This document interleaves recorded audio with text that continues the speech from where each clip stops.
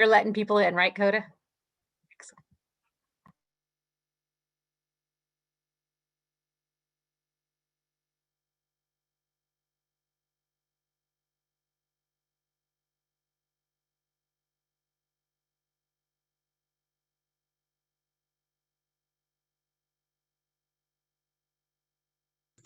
Welcome, everyone. Welcome to the YWCA Texas briefing. We're going to wait just a couple more minutes to let more folks join us.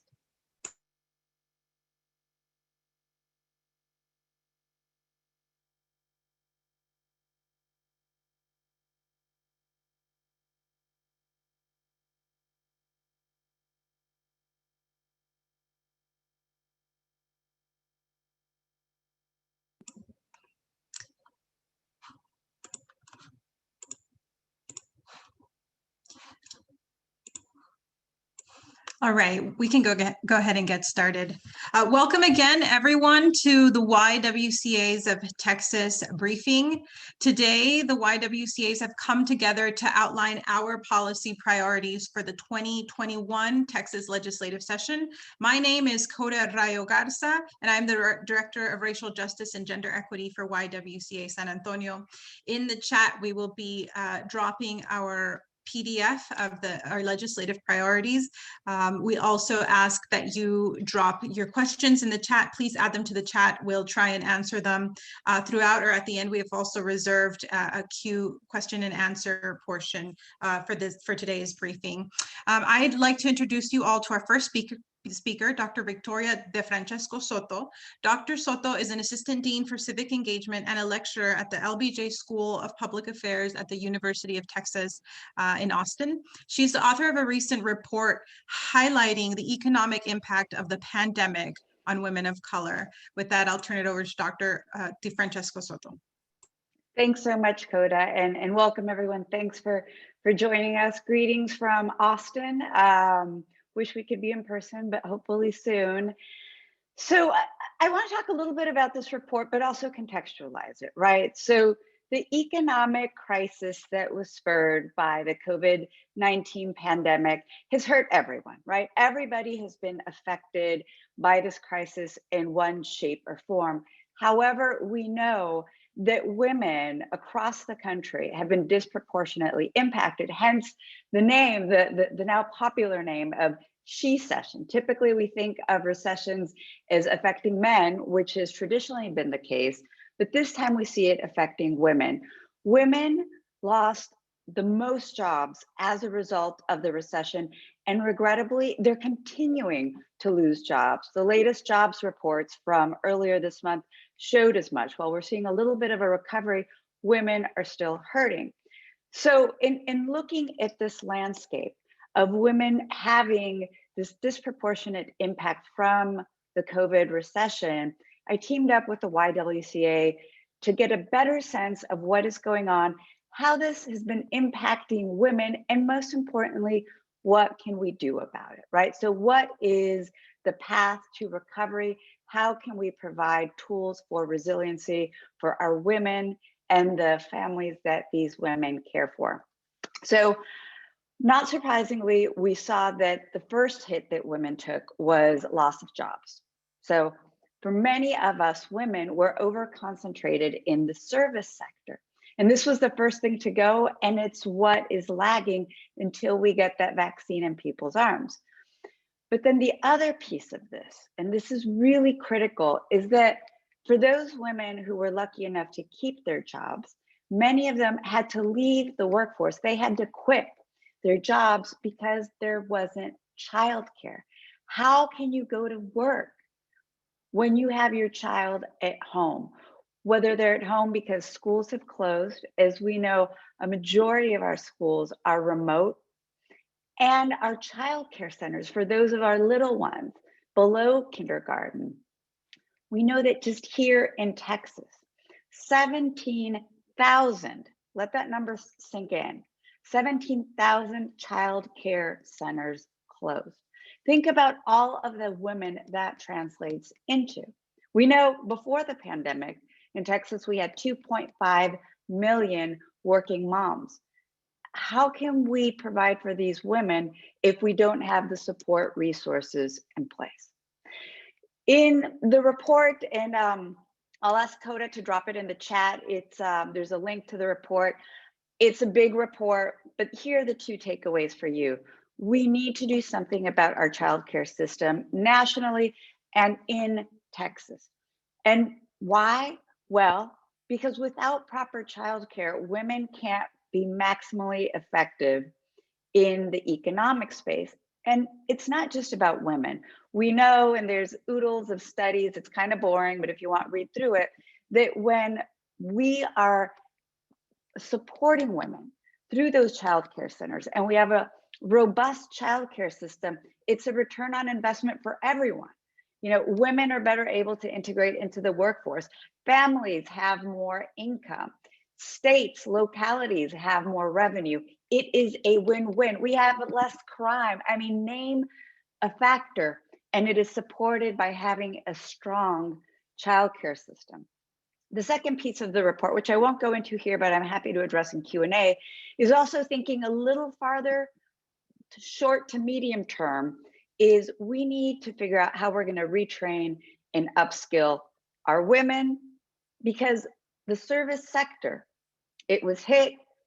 A lot of these jobs will come back once we get past the pandemic, but at the same time, we know that automation, AI is coming for a lot of these jobs that us women occupy. So how do we make sure that we upskill women into professions that will be around, into professions that maybe draw on technology? How do we chart out that path? So I think this is something that as policymakers, we need to think about. But in terms of the immediate term, we really need to get our act together when it comes to childcare, because look, prior to the pandemic, our childcare system nationally and in Texas was pretty terrible. Ask any mother. Now it's in shambles. And the thing about this is that it's regrettably across the board. Women who have more resources, women who have fewer resources, the availability of childcare has always been a problem. So this is something that we need to address head on, do so quickly, because this really is the first step to charting a recovery out of COVID, and not only to helping the children and their mothers, but economic vibrancy for Texas as a state and ultimately the nation. With that, I will leave it there. I think I'm going to pass it over to Glenda.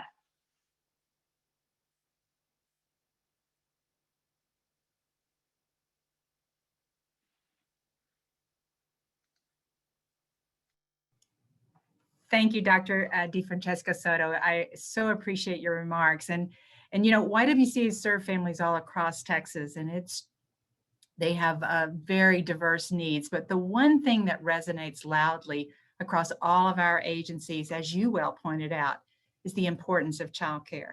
It is a core component of our education system and critical to women's economic empowerment. There are three key things we want to talk about today. For business and for families, Texas needs a robust and affordable childcare network, as you pointed out. Secondly, there's a critical but often unrecognized linkage between childcare and the public school system. And what that means is that we need an enhanced support to provide high quality programming in the early childhood sector. We'll talk more about that in just a second. And then thirdly, we must build some institutional support for a well-prepared childcare workforce that receives a livable wage compensation. So let's first talk about this robust and affordable childcare network. Business needs women in the workplace, but women cannot choose to work unless they can afford to do so. And this is much more than a policy discussion. Real lives, real stories show us that this is true for families that are struggling today. I'll give you a good example. Anna is one of our moms. She's a typical mom. She has a full-time job making $11 an hour, which isn't bad. But as a single mom of two children, 1 3 and 1 6, it's just not enough. After taxes, she takes home about $1,400 a month. Her childcare runs $185 a week. So 52% of her income is going to childcare. And that leaves her about $700 for rent, utilities, transportation, food, clothes, you name it. The task is impossible. And Anna is on the brink of homelessness. She needs the umbrella of strong childcare supports. So we can provide that by ensuring there is sufficient funding to the Texas Workforce Commission, and they will support our local workforce solutions offices and allow them to fund childcare services more broadly. Every child deserves quality care, and with adequate funding, we can eliminate the wait list for childcare, keep women in the workforce, and keep families like Anna's sustainable. And that's critical. Our second issue is around the critical role that early childhood and after-school care plays in our education pipeline. You know, when we rank public schools and we look for success, we connect it to quality schools and quality teachers. And we agree really quickly that children who aren't reading by third grade are at risk. They're at risk because we know they're not likely to catch up and not likely to take part in the American dream. So this is why you hear so often that children must enter kindergarten ready to learn and take advantage of the quality out of school time to help them with their studies. And the reason for that language is because schools understand that these first years are so critical, and we really don't have any time to waste. As a state, we must recognize that early childhood and after-school programs are directly linked to the outcomes we expect for our public schools. And we must intentionally talk about the essential investment in this sector, especially in our most vulnerable communities. Quality early child care centers with interactive classrooms and equitable resources prepare children to learn. And these are the classrooms that nurture, protect, identify developmental delays, and get children ready for the school system. To have this level of care, we urge the legislature to support increased reimbursement rates across the board, but especially for infants and toddlers, because that way we can assure low teacher-child ratios, adequate resources, and high-frequency interactions, the critical components of being ready to learn. You know, finally, Anna, the mom that I mentioned earlier, and the 2.5 million other Texas working mothers will tell you, children need caring adults trained for these critical developmental years.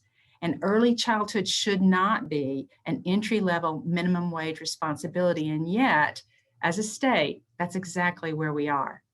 We need quality education and quality early childhood workforce.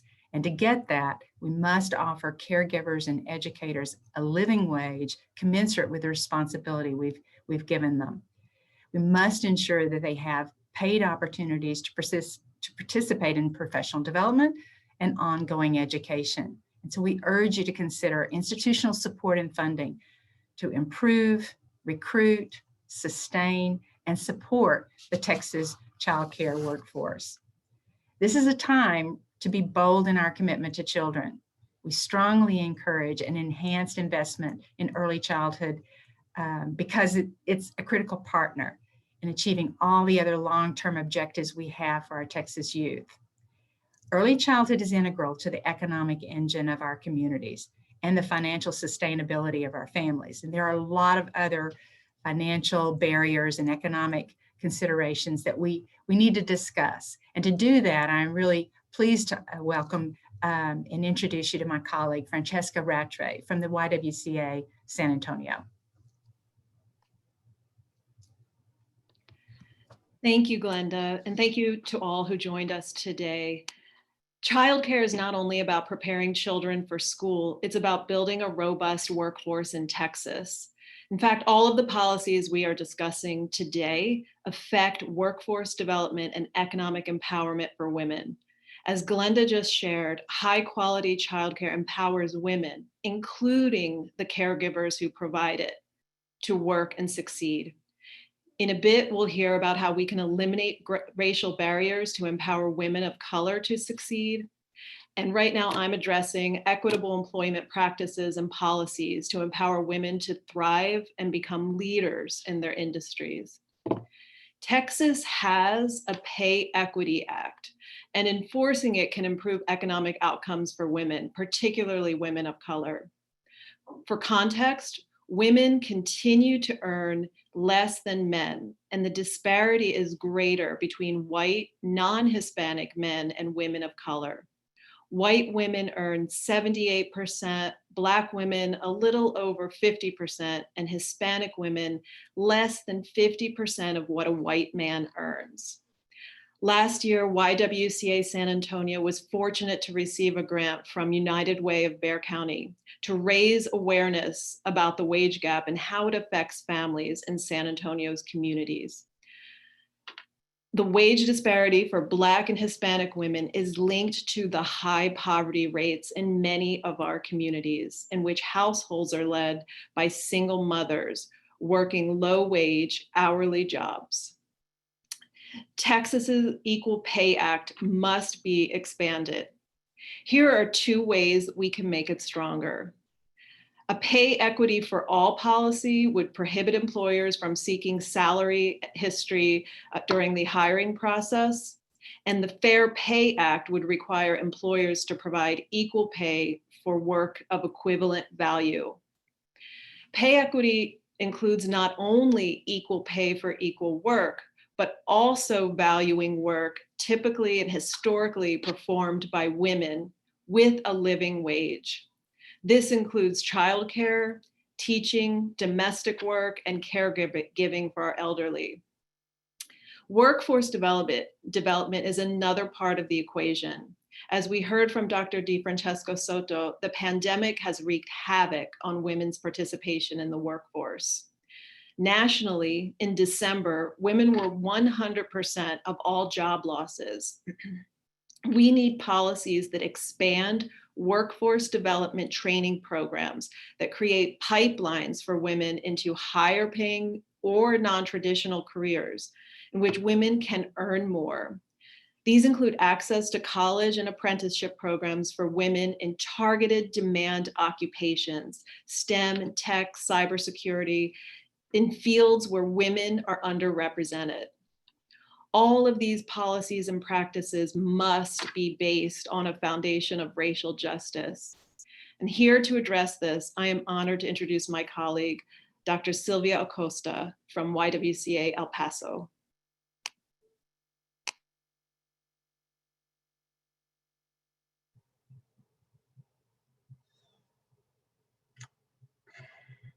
Thank you so much, Francesca.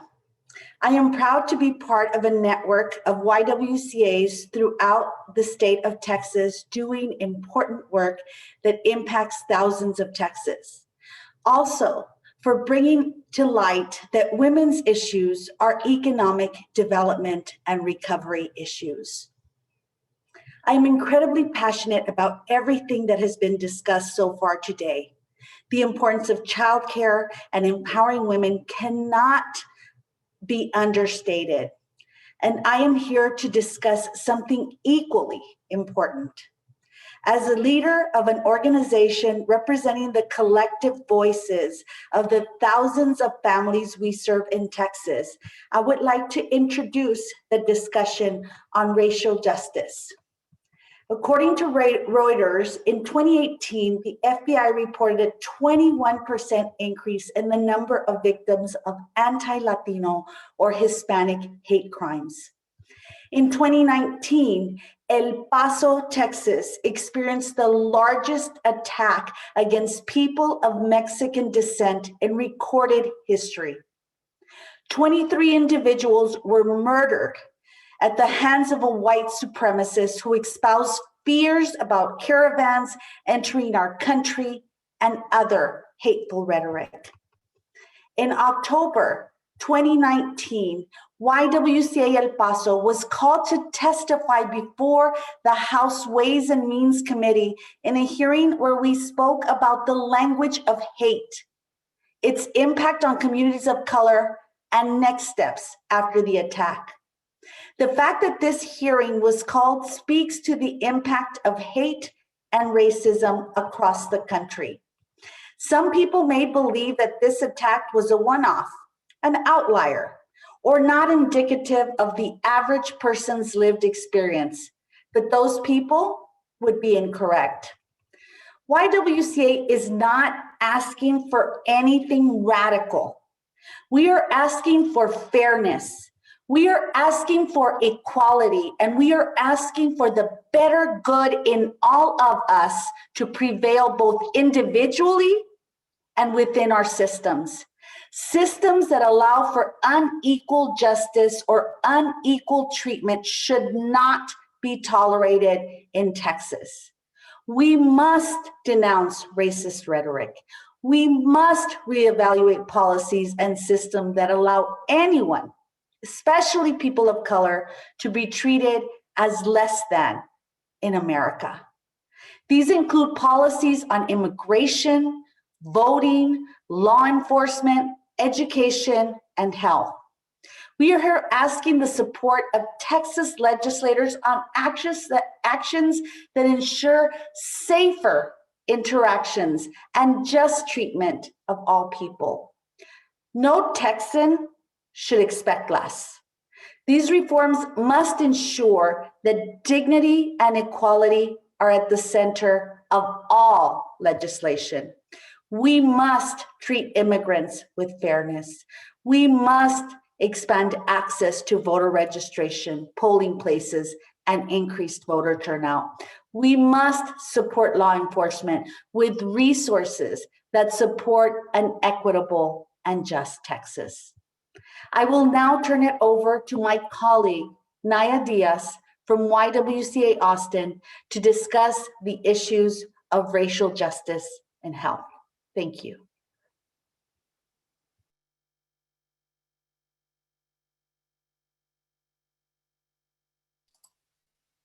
There. Good morning, everyone, and thank you, Dr. Acosta. I really appreciate you giving us a robust and raw experience of how racial injustices show up in our communities. So yes, my name is Naya Diaz. I'm the Executive Director here at YWCA of Greater Austin. I'm glad to share this space with our YW Texas affiliates and Dr. Francesco Soto, who we actually both reside here in Austin. I'd like to focus today on some public and mental health policies that can support addressing racial justice for women and their families in our Texas communities, as we move forward to heal our communities from the trauma of over 3 million people affected by COVID-19 and the lives lost today, which our president actually has stated forecasted amount of deaths that can lead up to about 500,000 lives lost. We must seek justice by first recognizing the disparities of our Black and Brown communities affected by pre-existing social determinants of health and trauma prior to COVID-19 and the compounded effects that it has today. Our data and our narratives today will tell you one thing. Our communities of color get hit the hardest when disasters, societal setbacks, and calamities are faced. History will tell you we are still feeling the effects of the physical and mental health traumas from wars, natural disasters, and violence, which is no different than when our communities are hit with food scarcity, the opioid or foodborne outbreaks, and as we are witnessing today, the biggest health pandemic we have experienced in our lifetime. By definition, a crisis affects large numbers of people. It must threaten the health over the long term, and it must require the adoption of large-scale solutions. So we understand the following as facts. Racism is a mental health issue because racism causes trauma. Neurological research today will tell you that trauma is transmitted intergenerationally, and it affects the offspring of those initially affected through complex biopsychosocial pathways. Thus, racism is a mental health crisis that wasn't born today. It is directly linked to policies and laws that affect us in our daily lives. Racism has shown itself during the COVID-19 pandemic. We are witnessing Black and Brown essential workers with the highest death rates, and by extension, Black and Brown women. Racism is linked to access to wealth. Black and Brown families substantially have less access to wealth as compared to white families. access to resources and wealth can help get access to good healthcare. Through systemic racism, there was a massive disinvestment in communities of color, disinvesting in Black and Brown communities, eliminating access to wealth, access to good schools and good healthcare, while investing in policing and putting Black and Brown people in prison, instead of focusing in transformative and restorative methods of healing and trauma-informed support. Declaring racism as a public and mental health crisis validates the threat racism poses to society by linking it directly to social crises, like the increase of homeless communities, displacement of communities driven by bioenvironmental disparities, the school to prison pipeline, compounded by the cultural reckoning and community threats posed by health crises. We seek to dismantle the systems that perpetrate these crises and rebuild our systems of care in ways that seek to undo historic injustices and inequities. So to achieve racial equity, to achieve that is a new reality where race can no longer predict life outcomes and where outcomes for all groups are improved, governments must dismantle the system of racism.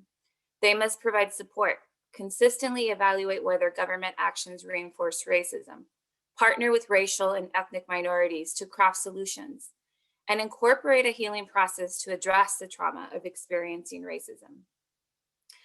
Here at the YWCA, a part of our mission is to eliminate racism.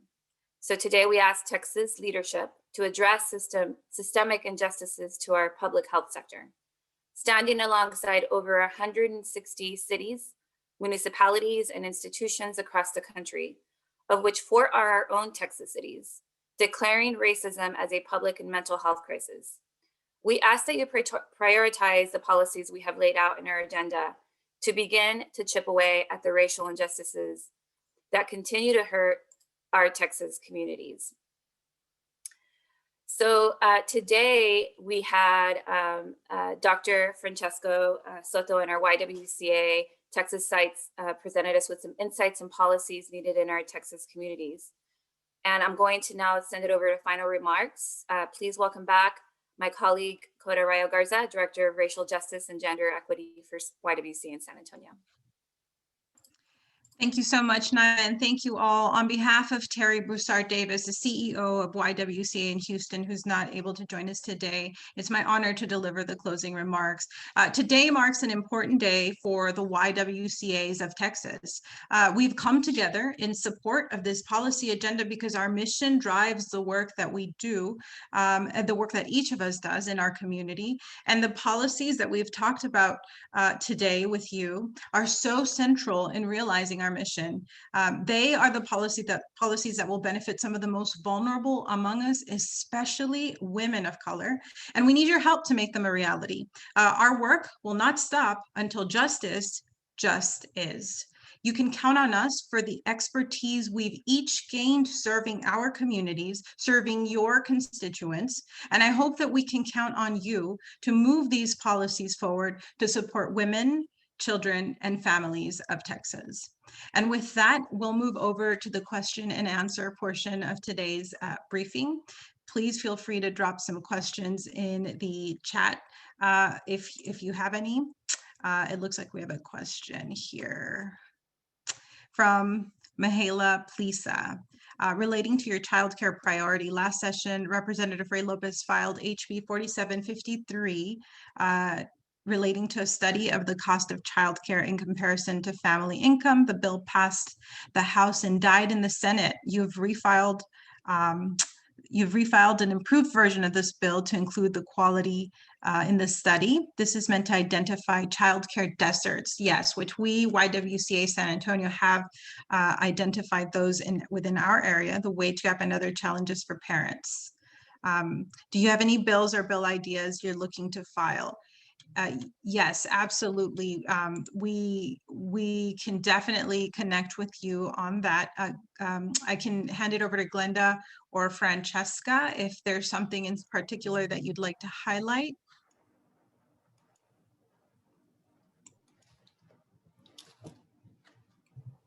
Go ahead, Francesca, or I'll just say that we will contact you offline to talk about what kinds of things that you feel like you may need. I'm certain that the combination of this team from the YWCAs across Texas can provide you some additional support on those issues. Francesco, would you have anything else to add? On the issue of childcare, the Texas Workforce Commission controls childcare subsidies. We propose and would like to encourage that funding for childcare subsidies increases, stays constant, that the wait list moves quickly so that parents can access these funds to have high quality childcare. And with regard to the wage gap, what we mentioned earlier, equal pay for work of equal value, expand Texas's Equal Pay Act that we already have enacted, and encourage at the local level for employers and municipalities to enforce equal pay for equal value, so that hourly workers, like our childcare workers, can earn a living wage. I'd also like to state that we are partnering with statewide organizations like Early Matters, as well as Children at Risk, that are introducing legislation and working with various legislators throughout the state of Texas to promote equitable childcare legislation. Please thank Representative Lopez. We know that it is a heavy lift, especially during this budget year, but we also know that children must be a priority and childcare must be a priority if we are to recover economically as a state. So thank you very much. And I do have a list of those legislative priorities, and we will be sharing those with you. There's another question in the chat from Simon Salas.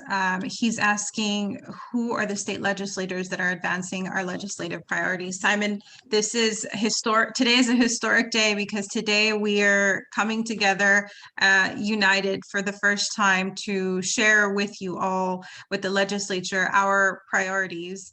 We are certainly looking for partners, certainly looking for bills to support. Again, you can count on our expertise. Happy to provide testimony at committees, happy to share data that we have. We have quite a robust research and data component that we're happy to share with you all. But that's where we are right now. We've now shared with the community, with all of you, what our priorities are. And so the next step for us is the advocacy piece, to continue to do that. Partner with your offices, partner with other community organizations to address our priorities.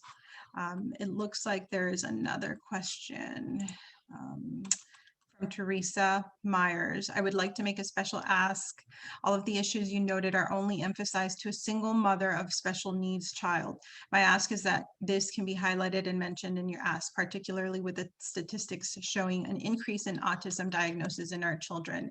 I could hand this over to maybe Naya or Glenda, any of our CEOs that would want to take this question here, or recommendation rather, that have a comment to share.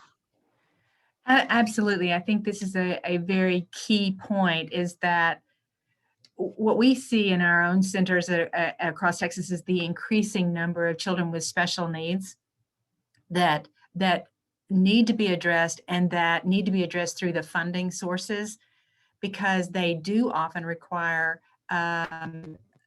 special ratios, they require special activities, special resources, and child care centers need that additional support. So for sure, we can add that into our legislative priorities.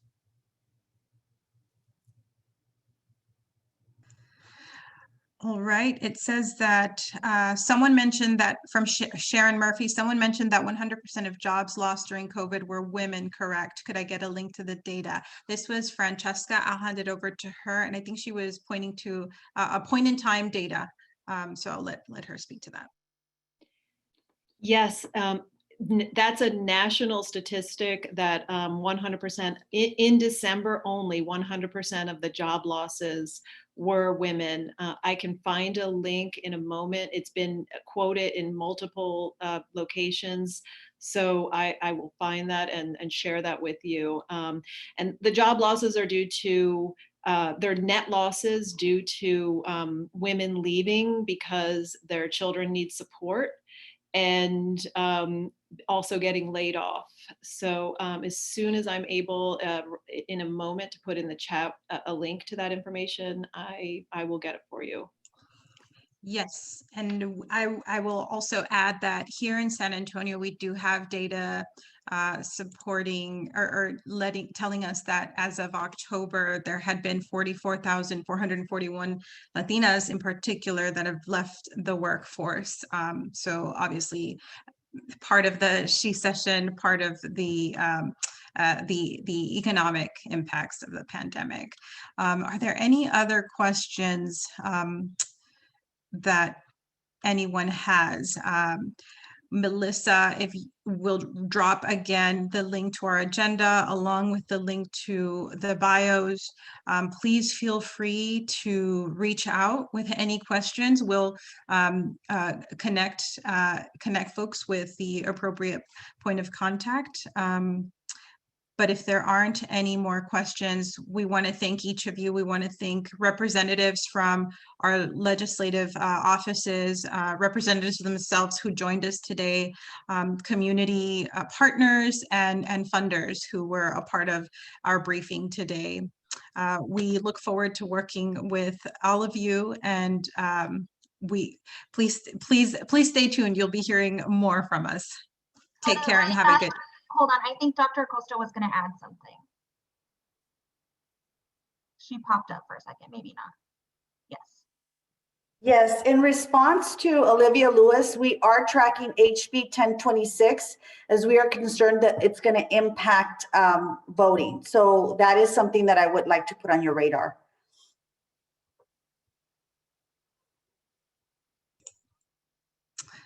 All right. Well, thank you all so much. Have a good day.